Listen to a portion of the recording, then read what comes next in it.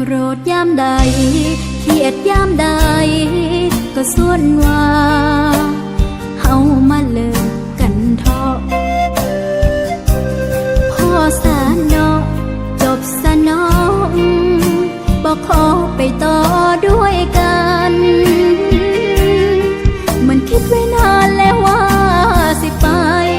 อยากได้เพียงสาเหตุเท่านั้นหากของเอาที่ถนอมมานานคงถึงวันหมดอายุน้องเบิดคำสิว่ากอดเธอรังไห้บ่อยู่บอกให้หูคำเดียวว่าพ่อเดิม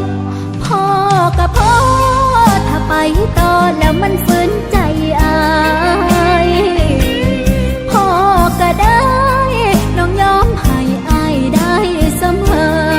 คือเขียนฮักด้วยการคิดแทนไปคนใหม่เดินผ่านใกล้ก็เบลอ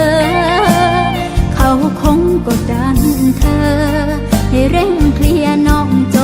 บจากใจ